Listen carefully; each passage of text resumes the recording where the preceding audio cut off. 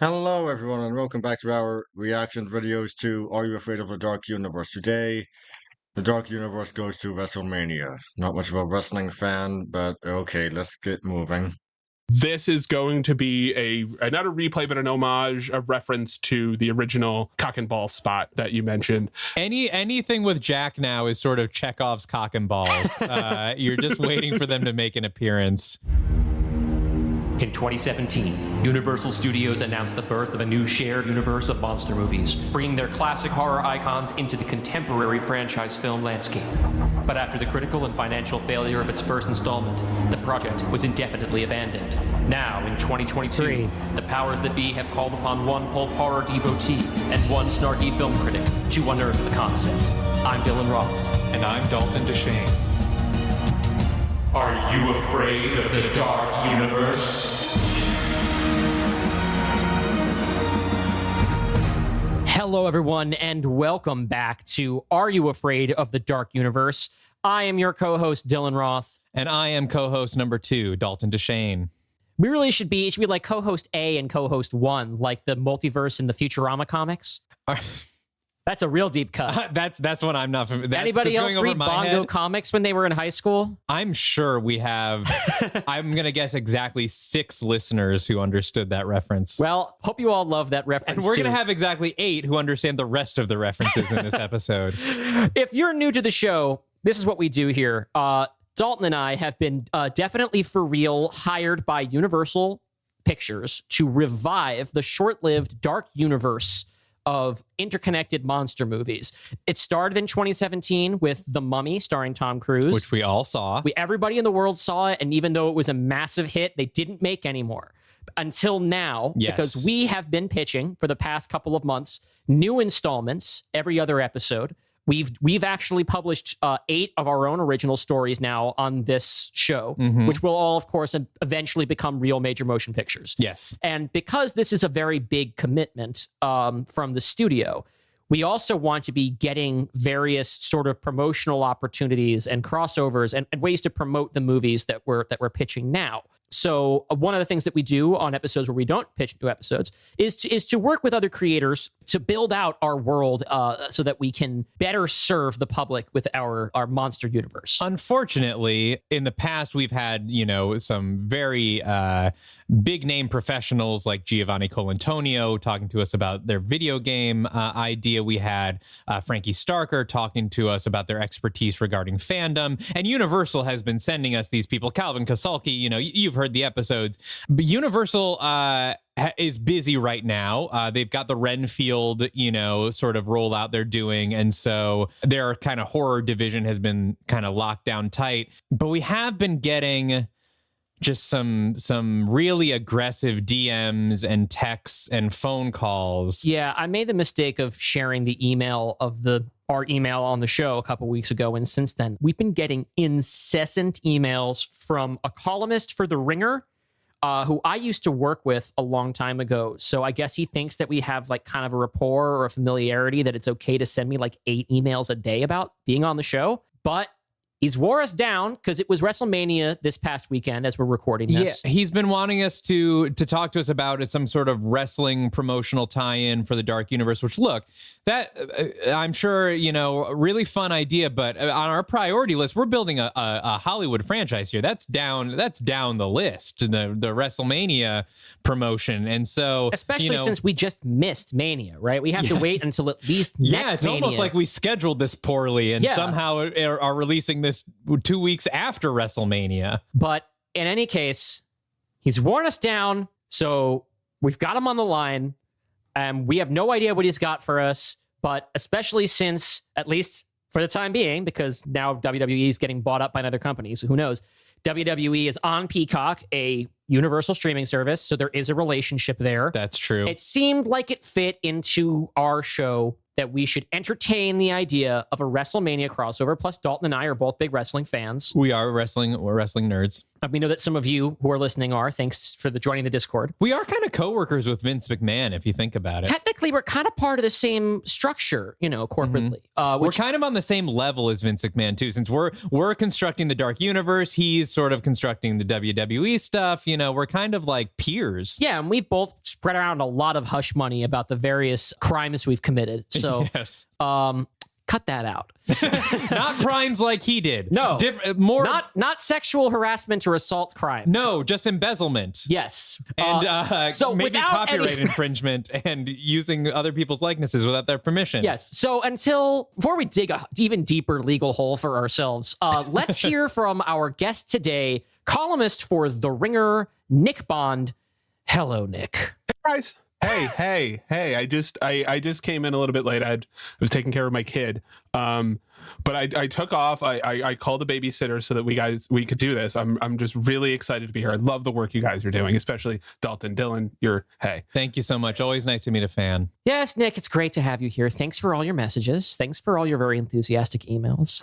So you did get that thing I sent. I did. Yes, and it's currently in thawing out in my sink, and I can't wait to see what's in the center of the huge block of ice you sent me. But it's very glass onion of you. Very thoughtful gift. I think would be a bit. Anyway, continue. Sorry. We really don't know what you have in mind, other than you've been very enthusiastic about wanting to pitch a crossover between our Dark Universe and WWE's the biggest event in sports entertainment, WrestleMania. The showcase of the Immortals. Yes, the granddaddy of them all. Okay, so the needle we have to thread here in this episode is there will be people, I'm sure, who listen to this because they're fans of your work and they want to hear you talk about wrestling, who are unfamiliar with the dark universe of films that have not actually been released yet, except for as pitches on this podcast. And there will be some people who listen to the show who don't know about wrestling, and we'll have to make sure that we give proper context to them as well. So please forgive me if we interrupt any point to make sure that we are translating the various the wrestling jargon, the kind of things. Everyone just preemptively Google kayfabe right now. We have said it on the show a number of times, but this show is very heavily kayfabe. So Nick, we've chewed up a good 7 minutes of the show already. Let's just do whatever you're gonna do, man. Makes sense. You'd be good at vamping. Vamping. Yes. Let's see what the mummy is cooking. Get it? Because it's the Dark Universe? Yeah, I've been waiting on that one for a while. Unfortunately, Nick, you're fitting really well into the way that we run our show. So again, I'm not familiar with movies, but so that's where you guys are going to help me. But what I do have is a setup for a wrestling match. As you guys know, WWE has sort of delved, especially in the pandemic, in what are called cinematic matches, which, unlike regular matches, which take place on the stage that is the ring, they take place in a soundstage or an abandoned house or something like that. It's mostly abandoned places, barnyards, boneyards, that kind of thing. Yards of varying kinds. Fun houses too. The Toon Yards. So yes. And no one can forget the Toon Yards WrestleMania match. Versus 100 Gex, yeah. And Elias hasn't been seen since. So basically my idea was to do something like that with my favorite, all due respect, part of the Dark Universe so far, which was the Invisible Man. I wasn't sure exactly about the availability because, again, you guys haven't really been that great about getting back to me, Dylan. Dalton, you're great. Yeah, this is Dylan's fault. Dylan runs the email and all that kind of stuff. I don't touch it. I do the editing. So obviously you're working with the team in terms of casting and stuff like that. You know everybody's availability. John C. Reilly, Walton Goggins, and Darcy Carden. I was hoping they would be available. Do you have an idea of how many shooting days we might be able to get with them? Week? Maybe 3? I was thinking, like, which of our cast members would be down to actually do something with the WWE? And these 3 seem like good candidates. I was also thinking our Wolfmen and women would be good candidates of, like, actors who would be game to, like... Yeah, but I think the 3 that you've mentioned, I mean, to me, I feel like The fact that Walton Goggins has never done anything like wrestling promoter adjacent seems insane to me. It's just such an amazing. I don't know if you've fit ever for seen him. Righteous Gemstones. Oh, I have, and but that's that is close, just- right? Being that is just a wrestling yes. show. I mean, literally, it had wrestling in season 2, which is kind of crazy. John C. Reilly, I think, could probably appear, but also since he's the Invisible Man, he doesn't even actually, unless you have some curveballs for us in your pitch, he doesn't have to actually appear. It's funny that you mentioned that. So I did have an idea for John. John is okay if I call him John. I hope he doesn't. This is gonna get back to him. Yes, you can call that or Mr. Riley. Mr. Right. So what we actually need, and if you guys have one left over from the Invisible Man, the original, of his cock and balls is what we need. We need that general area. I have some ideas. So like the for prosthetics the we cock and used for balls. the movie and Sure. Whatever you guys use to get the cock and ball effect. I'm going to interrupt that's here what to I provide some context to new listeners. that's right. In Dalton's pitch for The Invisible Man, which is our 4th episode, and I highly recommend you go back and listen to it if you haven't. The Invisible Man, a hapless food chemist named Dr. Jack Griffin, played by John C. Reilly, has a scene in which he is trying to burgle a house. Yes. And then powders fall onto his groin and to I all believe it's some outward Gold appearances. Bond powder, maybe. Yes, he's just a floating cock and balls and nothing else. And he is referred to as the porno ghost, I believe, at one point. That's right. Yes, The Invisible Man was a slapstick comedy, and so I tried to play with the comedy of an Invisible Man as much as possible. A big part of that is that he would be nude all the time, and John C. Reilly just, that it seems like a very kind of Adam McKay, Will Ferrell movie gag to do. Walton Goggins plays a corrupt police sheriff, as they're famously called. Yes. A corrupt sheriff named Dudley Hall, who becomes a vampire. Mm-hmm. And Darcy Carden plays a paranormal investigator by the name of Carol Lemley. Yeah, sort of an amateur Ghostbuster, just kind of operating out of her car. I also want to, before we get too deep into the pitch, let's also provide some wrestling context here for people who don't watch wrestling or WWE. Let's talk a little bit about sort of the history of these sort of promotional tie-in things, because this is not new to WWE. This, I think, goes back Not at all. a long, long ways. One of the more recent ones was there was a long program with Johnny Knoxville for Jackass Forever, which culminated in a singles match, I believe, between him and Sami Zayn, and also Johnny Knoxville entering the Royal Rumble, which is a big 30-man match. Is that correct? It's a great place for cameos, and like Michael Shea and the other guy from Weekend Update once entered the Royal Rumble. Mm-hmm. Shaquille O'Neal's been in the Rumble. Jon Stewart did something. I don't know if it was the Rumble. He cost John Cena a chance at a 16th world title in his match against Seth Rollins because he didn't think that John Cena should pass Ric Flair. Thank you, Jon Stewart, for your service. But most recently and most relevantly to this podcast, the most recent movie tie-in in WWE happened at this year's WrestleMania, and it starred Russell Crowe promoting The Pope's Exorcist, which is coming out in theaters this month. And there was a big ad for The Pope's Exorcist that aired before the Hell in a Cell match between the Demon Finn Balor and Edge. And then Russell Crowe did like a voiceover introduction. He wasn't there. I mean, good for Russell Crowe for being game to do the WWE promotional thing, but he was not present. He did like a voiceover introduction to the match and then tweeted about it later, congratulating both Finn and the Edge for their performance. But Which is a great way of saying did not watch the match. no, but literal Dark Universe alumnus Russell Crowe killed off in the Dark Legion House of Dracula. Spoiler alert. Our Jekyll and Hyde has done a WWE promotional thing as recently as 2 weeks ago. And if I can interject. Yes, go ahead. There's also a movie tie-in with Dave Bautista's and Michael Bay. Was it Michael Bay? No, Zack Snyder. Zack Snyder's zombie movie. Oh, right. Which name escapes me. Army of the so Dead. that The match Dead, yeah. between The Miz and Damian Priest involved zombies in the match. So Yeah. Miz who is going to be one of our stars. I'm thinking for a number of reasons. He is the celebrity hand holder. I've actually written about this at The Ringer. And Ricochet, who is just really talented and will be able to pull off most of the spots we have planned out. He's also very telegenic. He's a very handsome young man. And spots refers to like a big wrestling move. Yes. Yeah, that would be done in the ring. A centerpiece, an action set piece kind of thing, but on a much smaller scale would be the best way. Yeah, to like a think big about move that makes everyone get to their feet and cheer or boo because it's especially athletic in the context of the match. Yes, exactly. So those are what we're going into. And you had mentioned earlier, kayfabe is the permeable membrane between the reality of our world and the unreality of wrestling would be the best way to think about. Yes, you might be kayfabe. thinking like how zombies in a match, the Pope's exorcist, how does this... Well, I thought this was like a sports competition. WWE is, of course, referred to as sports entertainment. I'm sure you already know, even if you don't know wrestling, that it is pre-scripted. What? Yes, I'm sorry to burst your bubble, Dylan. Dylan has been thinking everything is real the whole time. He thought zombies were real because they were in that Army of the Dead match. But that allows them to tell some very creative storylines. Devastated right now. I'm we're going to pause right now for Dylan to go re-examine his life.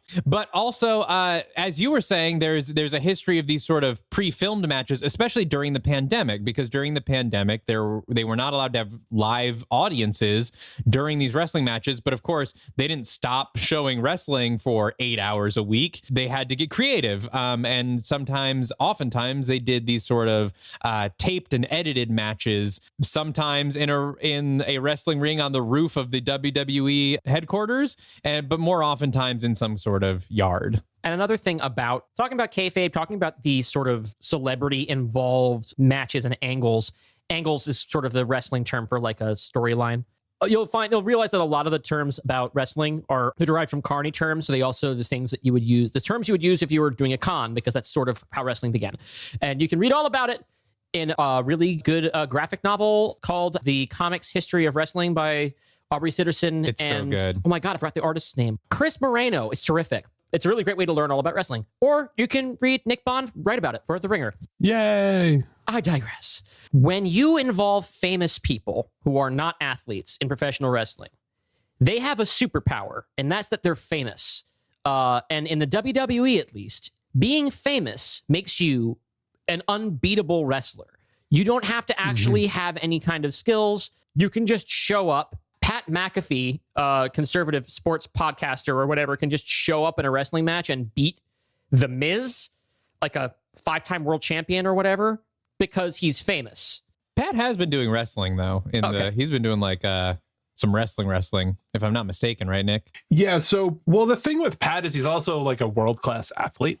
Okay, well, let me so bad I example. Let's go to Johnny Knoxville. Johnny Knoxville can booby trap the ring with jackass-like traps and gizmos and stuff, and then beat Sami Zayn. Snooki Or from Bad Bunny would be another great example. Although I hear Bad Bunny's an incredible wrestler. Yeah, he's a good wrestler for a guy that has had 5 matches or however many he's had. But he has the power, I don't usually use this term in any other context, the plot armor of being able to do the fact that he can do any wrestling move makes them like Hulk Hogan level attacks as opposed to a 5'6" right. Yes. man. Bad Bunny has the plot armor of being the most famous man in the world. But yeah, suspension of disbelief in wrestling, it varies from just like, it's important to remember that wrestling is a medium and not a genre. Within wrestling, there are many different genres of matches that have their different levels of suspension of disbelief. And a celebrity involved wrestling angle is usually on the more cartoonish end, because you have to set aside the idea that these are some of the best athletes in the world who are trained to play at this particular sport, and therefore should obviously have the advantage over Hugh Jackman, an actor, jacked though he may be. But Hugh Jackman, if he's in a wrestling match, is going to win. He's going to beat Damian Sandow or whoever it is he defeated during his angle promoting the Wolverine in 2014. And we can believe that a 55-year-old Jon Stewart can come in with a chair and cost John Cena a championship. You know? A man constructed entirely out of muscle. Yes. World championship. Yeah.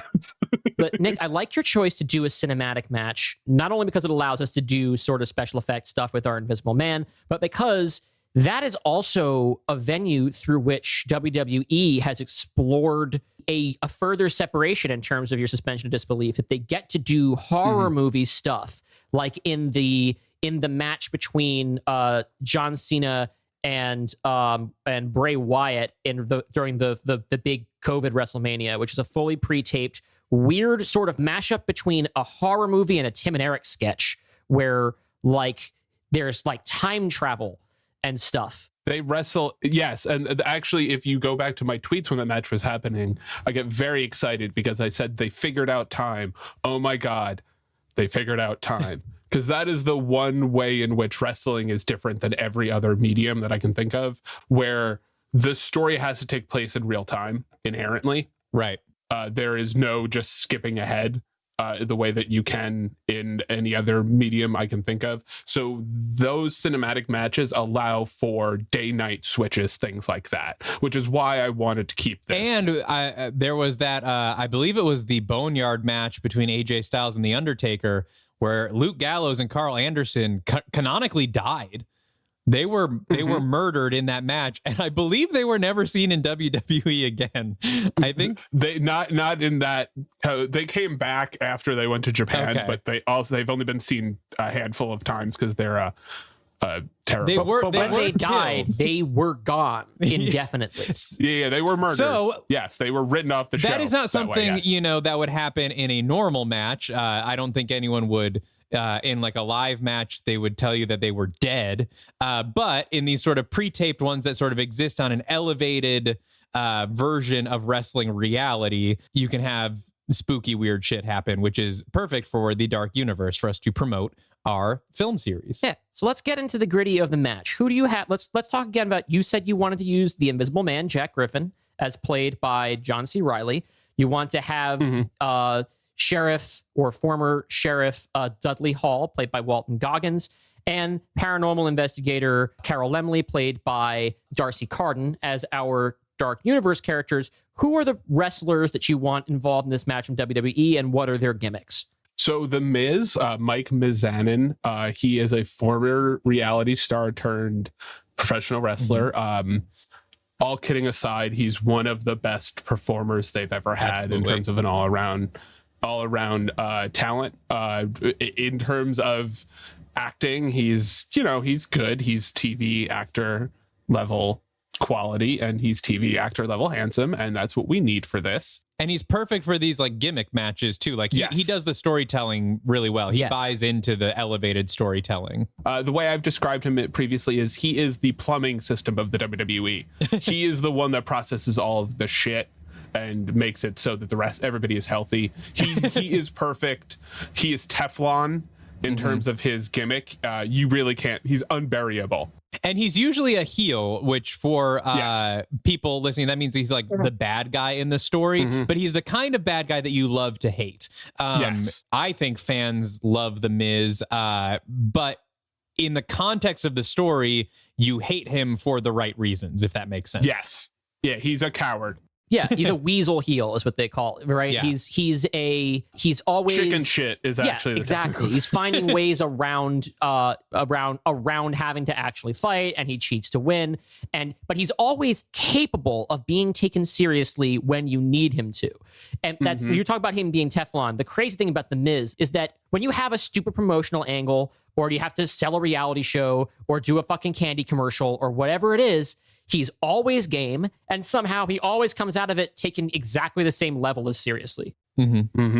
Yes. And then we have Ricochet, who, as I think I mentioned earlier, is a very handsome man. Yes. Who looks like a professional wrestler. And I've seen him in enough stuff backstage and things like that I think this would be a nice star turn for him. He looks like the most athletic man in the world. Yes. Yeah. If just from body type alone, Ricochet is one of the people most qualified in the entire world to play a live action Dick Grayson. And he could do it. Like he's... And he should do it. I got to see him wrestle in like a VFW hall a couple of years ago, and the ceiling was too low. He's the kind of guy who goes onto that top turnbuckle and will do, like an unbelievable number of rotations high in the air. And my wife and I were seriously worried that he was going to bump his head. Warner Brothers, call us. We'll write your Nightwing movie. Do not know if he can Ricochet. act. And then we're also going to start off with a cameo by Xavier Woods of the New Day, because this takes place, and this is important because we've talked, and I sent, again, Dylan sent a lot of emails about this, cross-platform synergy. Love those words. This is something that's going to be really helpful in terms of that, because this actually ties into the Netflix universe of the choose your own adventure escape from the Undertaker story. Okay, now tell us more about this. So I only got through the first little bit because it's not good.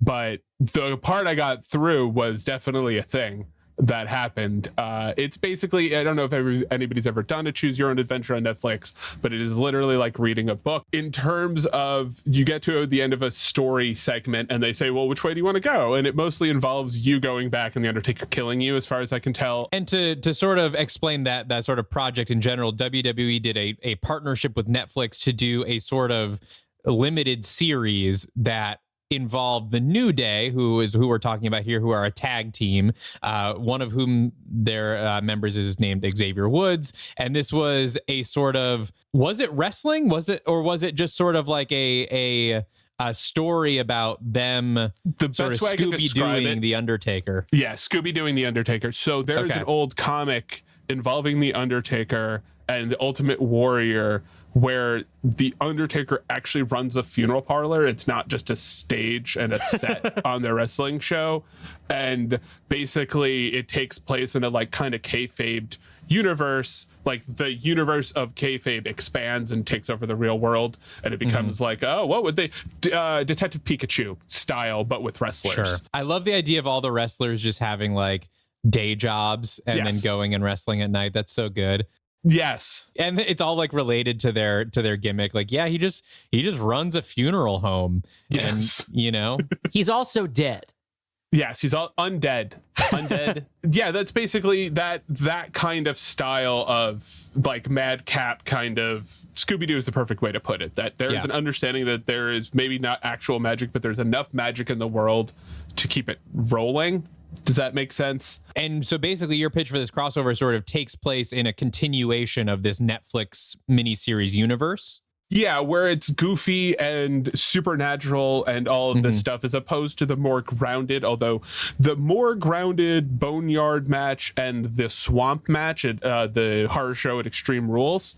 So those are two pretty prominent ones. It is much closer, but it isn't quite as far out there as the Firefly Funhouse, which we mentioned, which is literally a journey inside of John Cena's mind through the prism of the Firefly Funhouse. Man, So like that match ruled so hard. that I was fucking so love fucking that. hard. If Grant Morrison booked a wrestling match, it would have been the Firefly Funhouse match. Yeah. But Like, I like this idea of keeping it in that Netflix universe because honestly, the idea of the Undertaker being an undead funeral home owner, I feel like is consistent with the Dark Universe. Just like these sort of like it actually reminds me almost of our creature, who's like a monster who has a job, who's like has like a role to play, and so merging this sort of like you said, like a magical sort of version of the WWE universe with the Dark Universe seems like a pretty seamless way to make our Invisible Man, you know, sort of fit in into this world and not have to worry with the logistics of having an invisible person like wrestling a live match, which would be tough to pull off. Although people have done it, it was a gimmick that who is it? I was gonna say it actually reminds me of Sandow. Sandow did a bunch of spots when he was Mizdow specifically, where he would just take bumps playing. Yes, but I was thinking of Joey Janela. Used to okay. wrestle the Invisible Man like every year at something. I remember seeing, God, I don't have the names here, but a match between two invisible wrestlers where the ref was basically doing all the work. It was like a big showcase for the ref because he had to like sell all the pins and stuff when there was nobody in the ring at all. Really incredible. Search that out if you can find it. And shout out, by the way, while we're talking about referees, to listener Steve Dean, who is a wrestling referee and is probably listening to this right now. You rock, and this episode is dedicated to you. And also RJ City, who maybe listens to this podcast. RJ, if you listen to this, shout out to you. We love you and AEW. Sorry to leave AEW out of this episode. And hit us up on Instagram or something. Yeah, Also, DM us. RJ, if you're listening, I'd love to do a piece on you for the Ringer. Just throwing it out there. Thanks. See, you have career opportunities happen right here on our show. All three of us trying to network live on air to someone we don't know is listening. All kidding aside, that was a shoot. That is a shoot, brother. All right. Well, then let's segue. I like, so I'm kind of imagining then that we sort of have a way to make this folded in with both of our universes, that like maybe within the Dark Universe, there's an extra layer of kayfabe to professional wrestling, where there's the top layer, which is it's a sporting event and it's real. And these characters sometimes have weird, vaguely defined magic powers that we're not afraid of in the context of wrestling. Below that is, oh, the Undertaker is Mark Calloway, a professional wrestler who's been running in this gimmick for 30 years. And below that is the even more secret kayfabe that almost nobody knows, which is, no, the magic is real. Yes. There is real occult stuff happening in wrestling, and kayfabe is a smokescreen within, and it's still a staged wrestling. It's still a staged. This is getting really. This is like Inception. I'm losing track of the layers here. So but I maybe like it's not important to your story, but like that's like I think would be cool. It like this sort of like fucking Lucha Underground shit of like if we're just shooting now. So what I would do is have Carol be very skeptical about professional wrestling. And have and my plan was to have Jack be a huge fan, like the biggest possible mark. Yes. And he gets upset with Carol specifically because she's like, it's fake and I cannot believe you. And he's like, you believe in ghosts. I love this. Like, yeah. And then at the end, she's like, no, these readings are off the charts. So the implication is that either her stuff is faulty, which I don't know which way you guys lean with that, or no, really, there is a magic to professional wrestling that made it so that Ricochet could do a Canadian destroyer to a naked man, like that kind of stuff. I think that they do have superpowers. They're real life superheroes. That's kind of the gimmick. So I love that. I think that works. Yeah. Before we dive into the match itself, let's take a quick break. Going to hear from one of our friendly partner podcasts out there in the podosphere. And we'll be back in just a second with more Are You Afraid of the Dark Universe?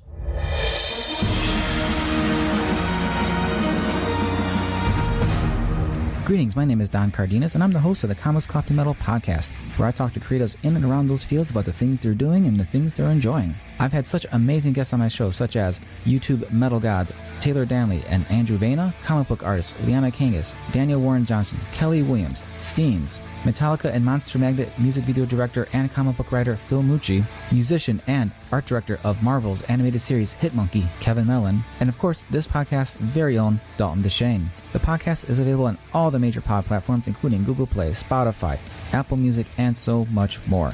You can also go to comicscoffeemetal.com and find direct links to the shows there. Thanks for listening, and I hope to see you around.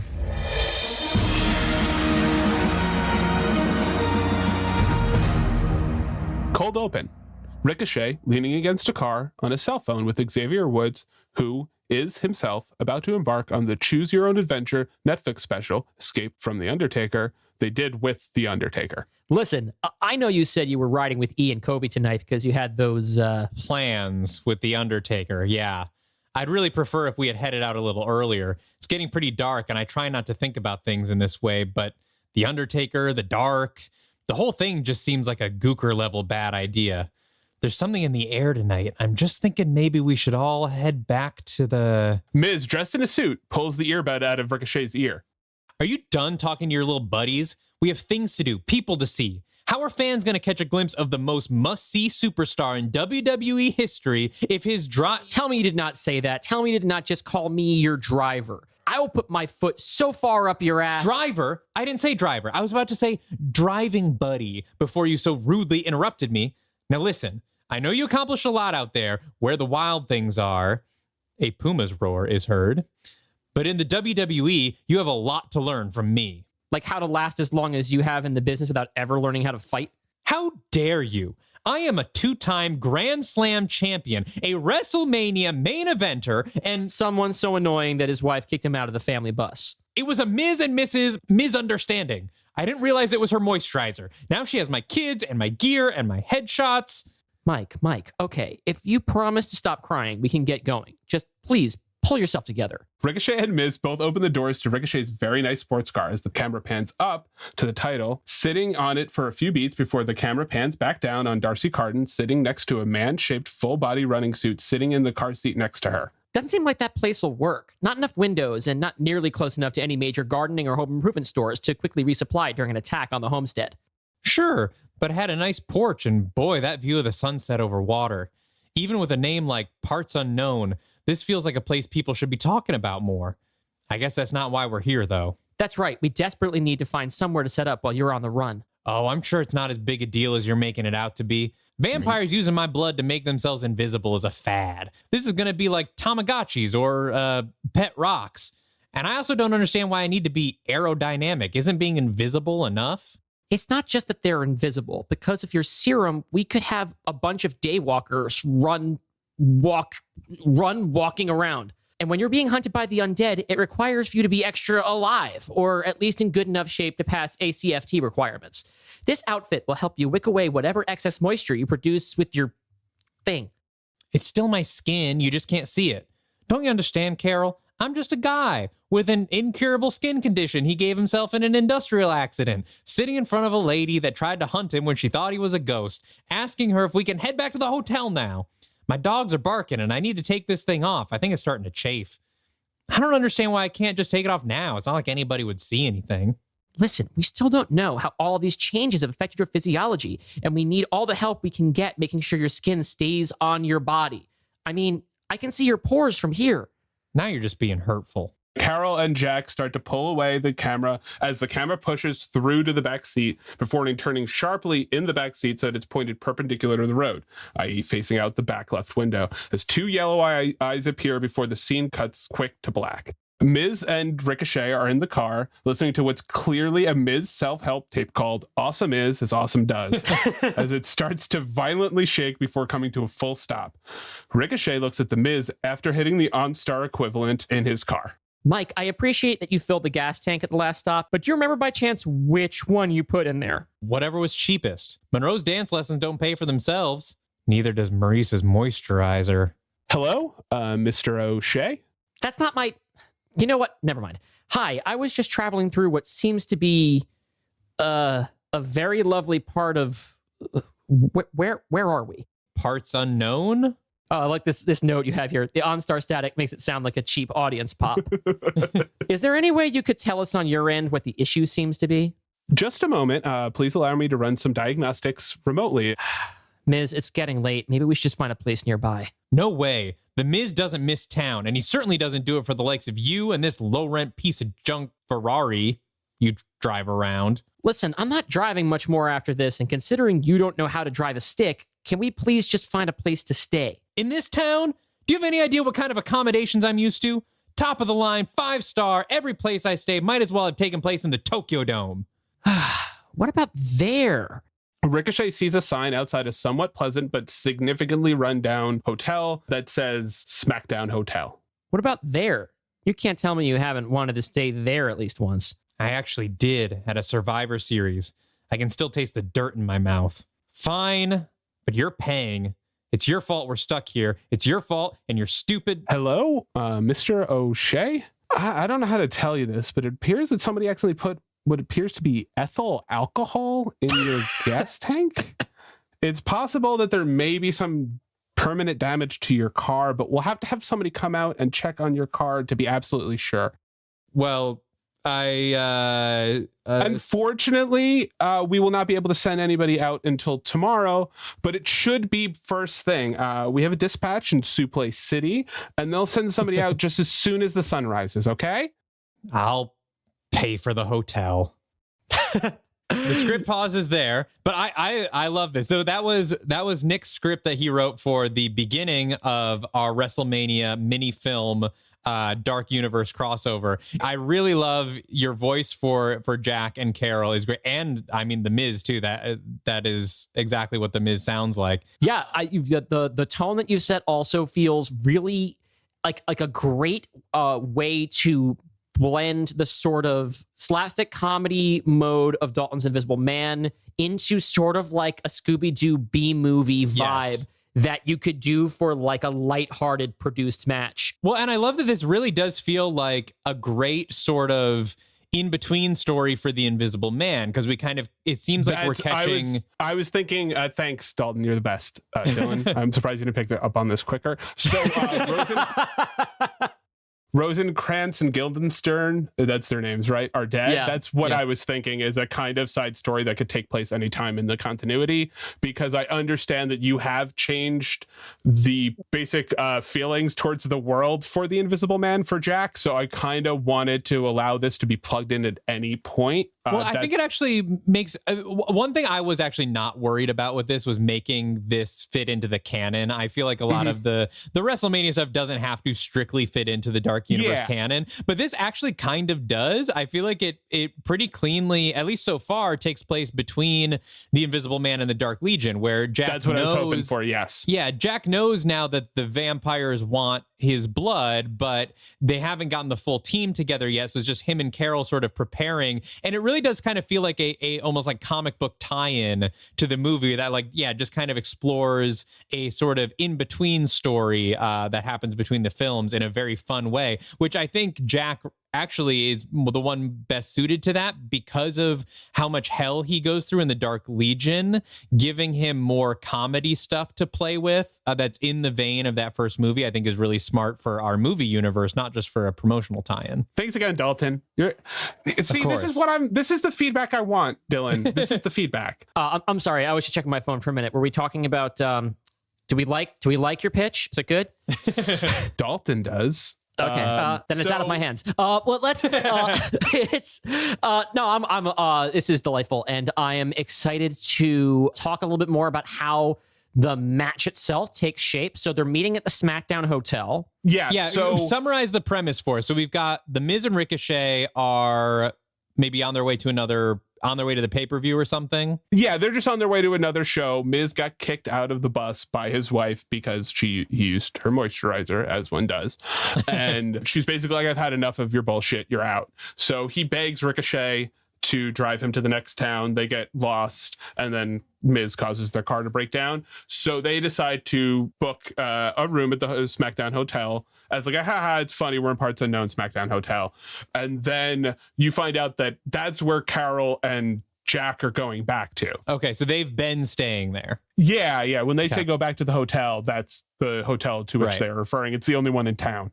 So when they get there, the Miz and Ricochet are booking their rooms. So when they arrive, Jack freaks out because he recognizes them. I actually love this as a canonical thing for Jack's character, that he loves professional wrestling. That feels very much of a piece with that's right. He loves theater. He's like kind of a regular guy. Yes. Yeah, 100%. I really identified with Jack, so that's why I was excited to write for him. And he and Carol get into an argument essentially, and we could build that out the way that we have. I do think I got the voice. I feel better about how close I got to the voices for them.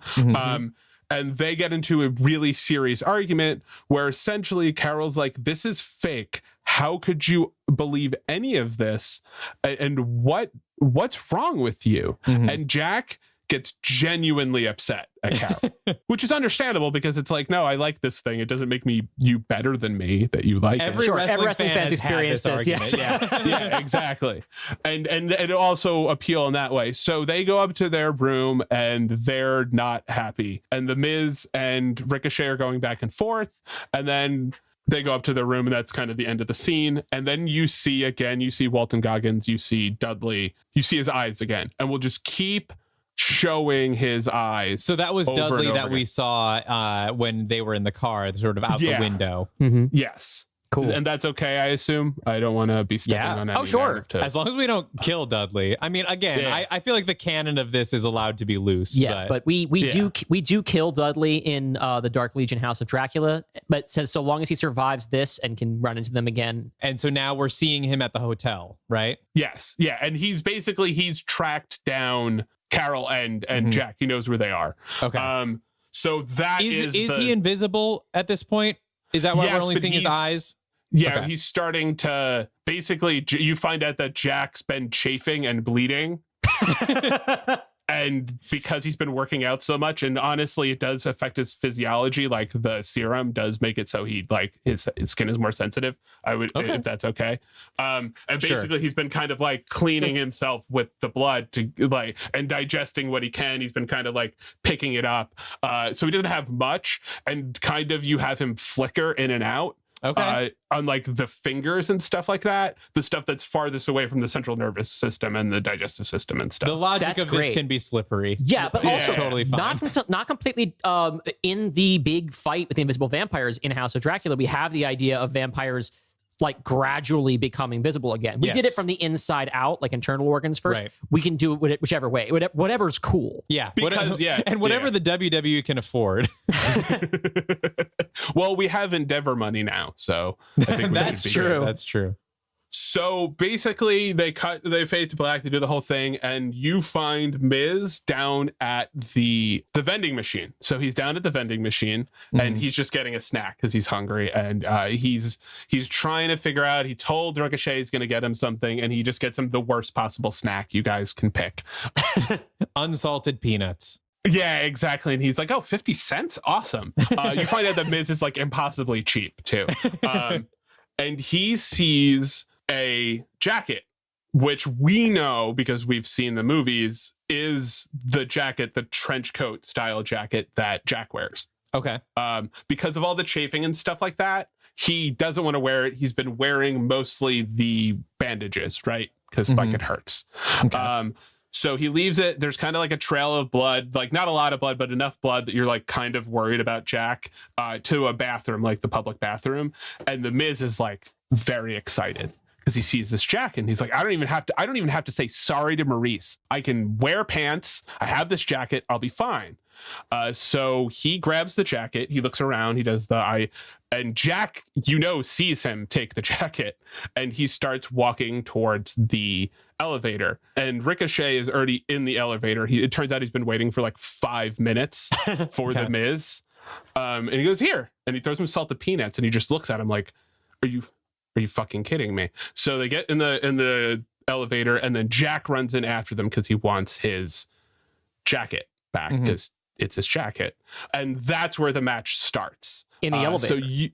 In the elevator, yes. That's cool. I've never seen that done before in a wrestling context. Well, there was that, Nick, you probably remember this better than me. They did during the pandemic. The Money in the Bank, yes. Where they go the rooftop Money in the Bank match. It was like a race to get to the top of the corporate building. Did they wrestle in the elevator? In the elevator, on the stairs. It was a race through the WWE offices to get to the roof so you could get to the Money in the Bank. I should check that out. That's pretty cool. It was a lot of fun, actually. All right, so they're going to fight in the elevator. And at this point, Jack is fully invisible. So we have Miz and Ricochet sort of selling hits that we don't see and having to kind of create the negative space for him. Yes. Yeah. So the Miz knows what he's done because he hears, hey, it's my coat. And he's like, what? And he does basically the same thing that he did when he found out that he got in trouble, that he's the one that put the ethyl alcohol in Ricochet. It's like very similar. So they end up basically fighting over the floors. It's similar, but obviously not as good as the Captain America fight, in the sense of like it's a lot of action centered around one person, but that one person is invisible. Kind of the slapstick of the movie too, where it's just like, you're just seeing the fallout of his actions. Yeah, so they basically they keep brawling, and they spill out into what turns out to be you know how a lot of hotels have and hospitals have this too. They have the double-sided elevators. So it opens up on the kitchen, and then they start fighting in the kitchen. Oh, perfect. A lot of chances for like floating cutlery and things like that. So that's exactly what I was going to say. Jack doesn't want to hurt anybody, but he does want his jacket back. So he starts throwing spoons at the Miz. Wood ones, metal ones as big as his head. Yep. And they're just going back and forth. And the Miz is knocking everything down. And then he gets a pie in the face. Shot the exact same way as the Kevin Owens pie. As a callback to that, Kevin Owens, for those who don't know, is a very popular wrestler, and one of the great mysteries in the history of the WWE is who hit Kevin Owens with a pie at the end of the 4th of July party that they had. It's like 7 years ago. 7 years ago. And we'll never know. And we'll never know. He even explained, like, no, you saw the shot, the magic shot of through my eyes. All I saw was a pie. So no one knows who did it. Turns out it was Jack. So that leads the Miz to really get upset. And he finally gets his hands on Jack because some of the stuff from the pie is on Jack. Oh, yeah. He grabs Jack from behind and he does what his finisher, which is the skull crushing finale on Jack onto the waffle batter for the continental breakfast at the SmackDown Hotel. And again, this is why I asked about the cock and balls earlier. This is going to be not a replay, but an homage, a reference to the original cock and ball spot that you mentioned. Anything with Jack now is sort of Chekhov's cock and balls. You're just waiting for them to make an appearance. Exactly. So I figured that was a great way to start off and allow you to have a visual tracking of Jack. Now, Jack is a good fighter because he's been working out with Carol. Carol's still in her room. And she's wondering where Jack is. We don't do mixed matches in WWE. So she no intergender wrestling. She leaves her room because she's nervous. She's like, where is Jack? Did the vampires get him? The ghosts get him? We don't know. We can't trust this place. So basically she leaves. And again, this is where you see for the last time just the eyes of Walton Goggins. Okay. In the darkness of the hallway behind her. This is so Scooby-Doo. I love it. Yeah. So basically, good. Oh God, like she's in danger. So she gets on the elevator and she's going down in the elevator and Walton Goggins' character jumps, opens the elevator doors as it's going down and jumps on top of the elevator. Wow. Okay. She gets down to the floor, the same floor they're on, and hears banging. And she's like, so she figures out a way to open the back door and she sees John C. Reilly's cock and balls covered in waffle batter. And she goes, oh my God, what did you get on yourself? And he takes his finger and he licks it and he goes, pancake. No, wait, waffle batter. It's waffle batter. It's very important. Pancake and waffle batter are two different things. She's like, well, what can I do? What's going on? He's like, that guy has my coat. And then she says, the Biz, the Miz. It's the Miz. It's Mike the Miz Mizanin. He's the most must. He has my jacket. I just want my jacket back. So she helps him, and the Miz runs off, and Ricochet's like, wait, what? Yeah, he took my jacket. I need it. Like, look at me. I only have so many articles of clothing. Can you help me? And Ricochet, being a good guy, says, yes, absolutely. So they start working to find the Miz and find the jacket. And that is where Walton Goggins comes in. Visible now? He's still invisible, but he's really starting to come back. Like, you can see his hands a little bit. He is nude. He must be nude. Mm-hmm. Yeah. Oh, yeah. You're going to see Walton Goggins cock and balls. Hopefully, God willing. God willing. I'm praying. You can't see. I'm not on camera. And that's essentially where I kind of need your guys' help because I'm not good at horror. This is where you come into the pitch. Where do we go from here once Walton Goggins starts in? Because we have to get the heat on the baby faces. So how far do we go? And Dalton, I ask you in all sincerity, how do we maintain the tone of the slapstick we've been working with while also making someone like Walton Goggins seem like an actual threat? Dylan, what do you think? Either of you. I think that what we could do is, I mean, there's room for even like in a horror comedy, and Dalton and I are both very much in the camp that the two of them really work. Those two genres belong together. Yeah. Is that we can have a sort of a punctuated moments of darkness and scary that we can put in there and then immediately break by either Miz or Jack saying something funny or doing something funny. Well, so I don't think we should be afraid to do something that is kind of shocking. I also think that, I don't think this, given the tone that's been leading up to this, I don't think this needs to be scary. I think we can just... Spooky. Can we go spooky? But we need to establish some menace, right? Yes, so menace. Exactly. Thinking Venture Brothers, Welcome to Malice kind of stuff. I think we do stuff like, you know, Walton Goggins is just like, we establish him as the celebrity threat, right? That he's got vampire strength. And so maybe he like spears Ricochet like into a wall and the wall cracks or something. And like, oh, that's amazing. Yeah. I like that. you know, he's power bombing people left and right. Like he's just got the strength that should he kill one of the hotel workers, or is that too far? Maybe for this, but I think that they should I think that Ricochet and Goggins and Dudley should end up in like a bathroom. So that way you can play with broken glass. I think he should be speared through like a pane of glass from like a shower door. If you want to amp up the violence a little bit, you can have utilizing like the porcelain of the toilet or a sink. There's all kinds of gadgets in there, and then you can pivot, gonna get busted and you can pivot to comedy. Dylan? Oh, I think someone should get busted open. Yes. Hold on. It's a vampire. There should be some blood. But I also think it's a great way to pivot to comedy because then you can like have somebody like squirt shampoos. I like that. I do want to pause here real quick and just ground us in the reality also of what the WWE likes to show on TV. So, for example, this is I had talked to Dylan about this because he did respond to one of my emails. This is actually going to be part of, with the new Endeavor setup, they're going to have WWE Plus, and what we're pitching is WWE Plus After Dark.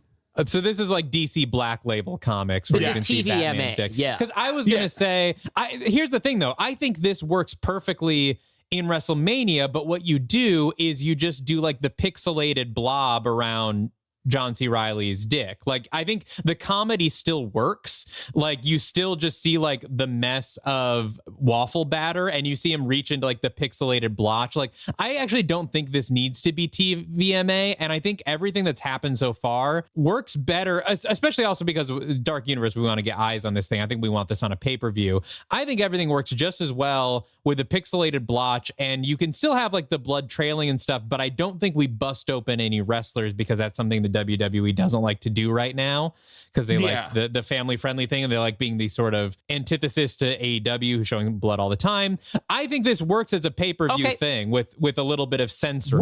We can have our cake and eat it too. We can have two cuts. Horror movies. We put like the uncut version on the streaming on WWE only. Plus. Dalton, great idea. If I can do one thing. Sure. So when he scoops up the pixelated goop, yes, can we keep the pixelation on the goop? Yes, that is like it's very the goop funny. that we're censoring. I love it. That is very funny. Yes, absolutely.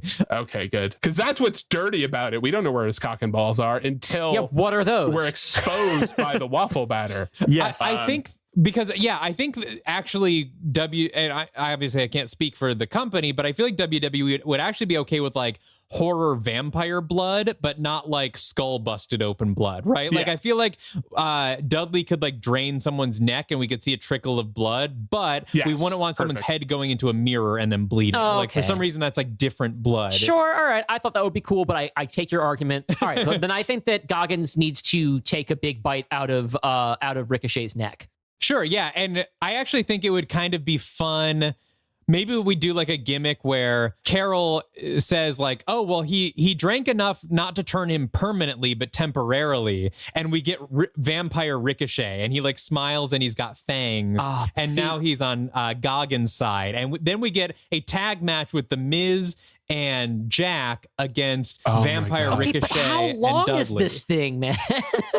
I mean, we're quick. Boom, boom, boom. Yeah, these are fast spots. Okay. These are fast spots. Like literally, he needs to be turned for like the last 30 seconds of the match. You know, he just got to sit before he gets knocked away, and now we get Vampire Ricochet. You just got otherwise this is going to turn into main event of night one. No, that's fine. Well, no, I mean, if you look at Boneyard was the main event of night one, so I think there is precedent here that you have. I know because I drew the Boneyard scene for the next column I have coming out. So what we do is it's this and then a cool down match and then the main event, right? But let this be like a 30-minute segment at like 10 p.m. If we have a full half hour, that works for me. Yeah. And we'll also think Ultimate Deletion or the Final Deletion. Those are kind of the scale we're looking at, where it's the whole last half hour of and I think, episode of television. Again, one thing I'm always thinking about with all these Dark Universe things is fulfilling the promise of the premise. And if the premise here is that we have a vampire involved in a WWE match, I think one of our superstars has to get turned. You know, and I will say I did have this idea a while ago in terms of that.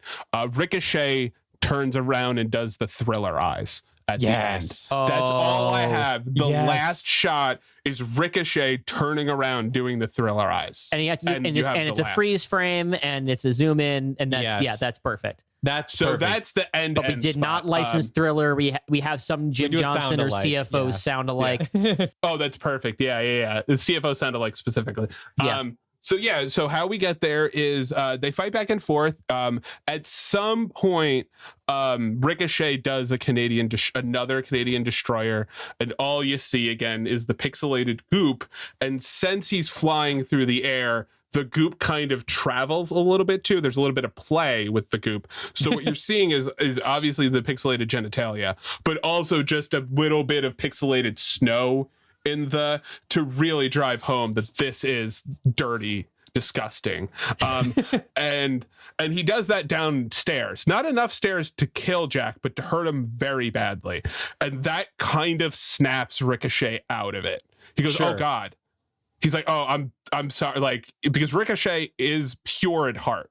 I think I think it should also be kind of a twist though, right? Like he throws him down the stairs and that allows Dudley to go in for the kill, and it looks like it's going to happen, and then Ricochet maybe from the top of from like the landing above does, what's the name of his like finisher where he flips in the air? The shooting star press? Or the 450 splash. The 450 splash. So he does a 450 splash from like the landing above on the stairs onto Dudley.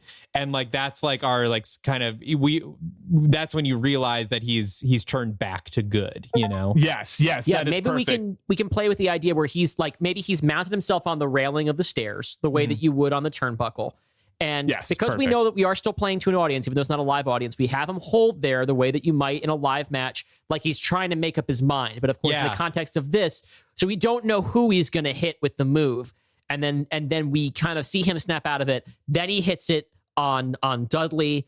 And that would be where a pin would happen in the pace of a real match. But in this case, it just means that the match is over. Dudley gets knocked out. Everyone gets up, make sure Jack is okay. And then when they turn back to grab Dudley, he's gone. You know, he's disappeared into the night. And then I like your idea for the Thriller eyes thing. I feel like it should happen in the Miz and Ricochet's hotel room. Like we follow them back to their room for the night, and like there's only one bed, and so they're like curled up next to each other in bed, and then like Ricochet's eyes open and they're the Thriller eyes. Oh, I love that. And so I think and I think that we have the ending. The one little thing I want to do is Jack gets his coat back, right? Sure. But it is completely like somehow in this time completely bedazzled, like covered in whatever dumb shit the Miz puts on his coat. It's just magically turned into the Miz's type of clothing. Yeah. And that is how you know. Carol looks at him like, I don't get it. How did he have the time? And you hear like, does she have equipment or instruments to measure these things? Yeah, we'll say they start to beep. And you get the look of like, she's like, maybe this is real. And then you cut to what the exact scene you mentioned. And that's kind of the end spot. I think that end works. So I think we kind of have the structure of the match. We have the beginning of the match. Do you think Universal's going to be interested? I think so. I think, again, we have to make it family friendly. I think both for the WWE and Universal, again, we want this to go wide. We want to get people interested in the Dark Universe. I think this would be a very fun promotional thing. And like you said, you know, we really only need our stars for like a day or two of filming. Yeah, and I mean, even Goggins only has to be for a little bit, and Darcy Carden is probably of the three of them the most available and affordable. Like she's that's busy, exactly but what I was thinking. But in smaller roles. Yes. Yeah. Oh, listen, we think she's great, and she's taking on more leads now. And of the three of them, is not like, you know, not as big of a star. Should be. Yeah. But it's like so. Yeah, I think that's very doable. And I'll tell you what else. I'm prepared to make it canon. Yeah, I like it in the canon. I love Jack being a wrestler. I also like that, you know, we've talked about how there's no Invisible Man film scheduled for our phase 2 after the Dark Legion, because we wanted to let that arc breathe a little bit. So I like that this episode surprisingly kind of works as our Invisible Man sequel in phase 2 for right now. Yeah, like a little missing chapter, tide the audience over for when we get back. And also because this takes place before House of Dracula kind of lets us have a little bit more of like the unsullied, chipper, affable Jack before the Jack he that gets people tortured. love from the first movie. Yes, that's great. I do think that if we're going to make it canon, if for no other reason than for like the wiki, I think we need to name the segment. We need to name the match. Sure. We could do something as dorky as like the Invisible Man. Or no, I love that. The Invisible Man. Oh my God. Fuck you. Hey, I hate thought you that so was a much. That's throwaway, the but best shit fuck I've it. ever heard in my rocked. entire. Fuck, man. God That damn, rules. that's good. All right, it's WWE presents the Invisible Man. That's so good. Thank That's you. so Holy good, dude. shit. I think you just blew both of our minds at the same time. That's perfect, man. Oh, God. That should be the I'm title glad of I this brought something of episode. value to God this damn. episode. The Yeah, you've Invisible redeemed Man. yourself completely in my No, eyes. you Dylan. know what, Nick? I was dreading this because you were such a pain in the ass about being on the show, and you're okay in my book. I think we can be friends again. Okay, good. Thank you. And I think, given all that, and given that we want to make this canon, I think we can lock this in as a picture lock. Oh, God. You don't understand how much this means to me. Hit the button, Frank. It's alive! In the name of God! Now I know what it feels like to be God! And that's it. We're locked in. The Invisible Man is now canon in both the WWE lore. I'm making that decision for them, and in the Dark Universe. Thank you for you're the first person to ever script things for our characters. Oh, this is going to be weird. Invisible Man in WWE. Okay. Wish I could have done more with that. I feel like I let you guys down because I feel No, like not I at all. It Not allowed at us to all. workshop, which is also what this podcast is. And it set the tone perfectly. I think it really got us all in the spirit to jam on this story together. Top notch work there, Nick. We're really we're honored by the effort that you've put in. We're glad we finally caved and let you pitch this crazy idea to us. Before we get into the mailbag segment here, Nick, do you want to let the audience know where they can find you and your work? Yeah, so you can check me out at the Nixter. That's THEN1CKSTER. That's basically everywhere.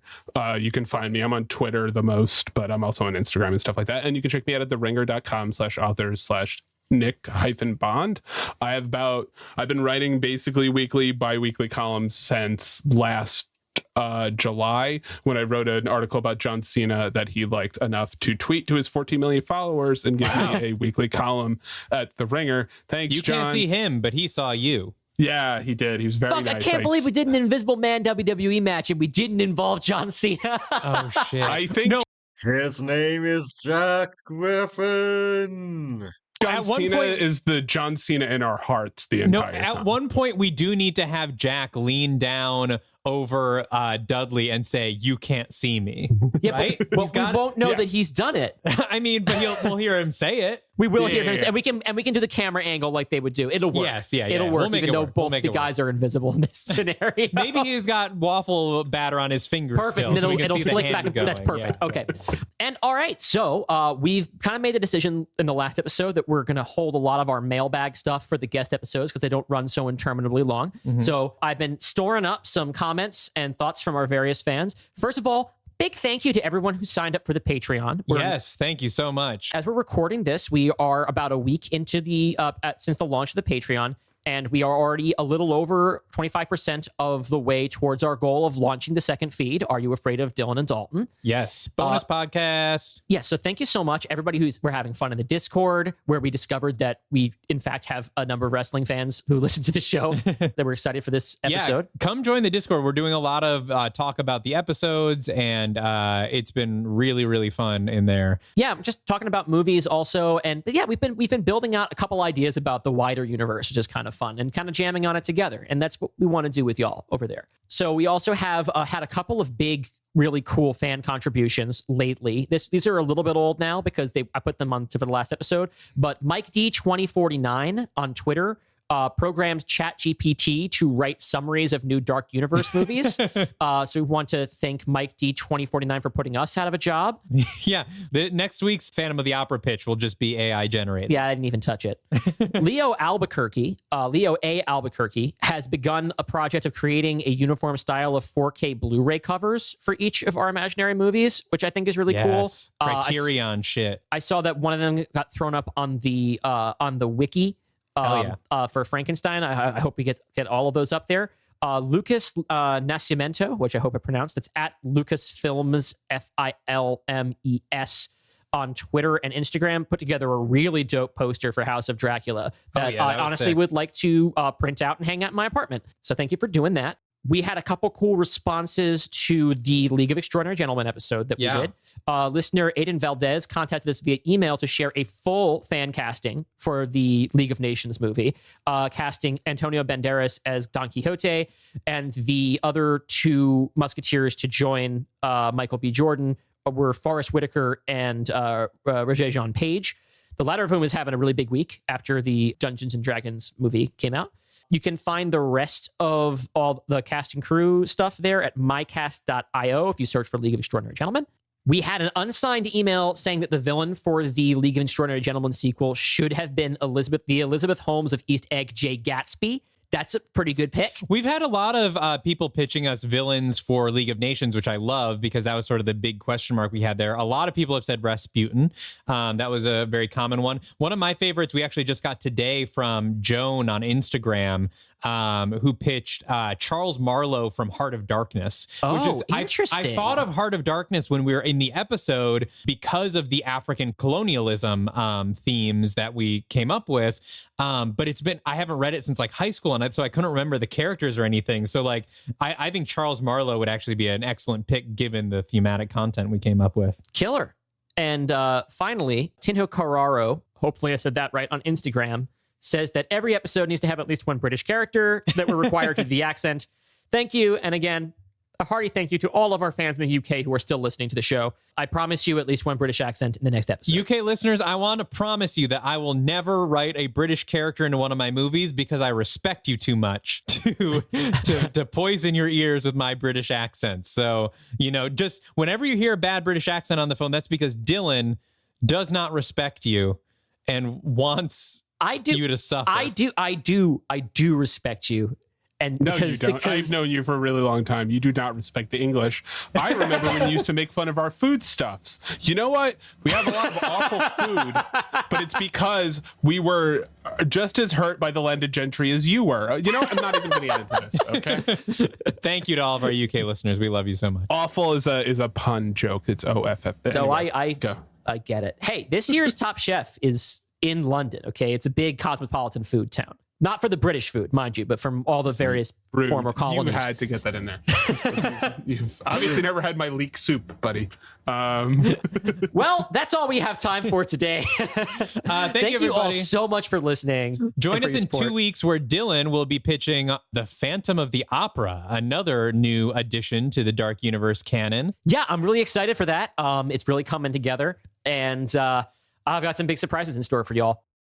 Thank you, Nick, for being our guest today. Excellent pitch. You can follow us at Instagram and Twitter at Dark Universe Pod. You can email us at darkuniversepod@gmail.com. And you can leave us a voicemail at 917-819-2574. That's country code 1-917-819-2574. And if we dig it, we'll put it on the air. I have tried so hard to come up with like a clever word or phrase using those numbers, and it doesn't exist. I am so sorry. I've been trying to come up with something easy for you to remember, and it doesn't seem to be working out. But there's a link in the episode description. Yes. So get in contact, follow us, join the Patreon, and chat with us in the Discord. And we will see you in 2 weeks for more Dark Universe. And until then, stay afraid of the Dark Universe.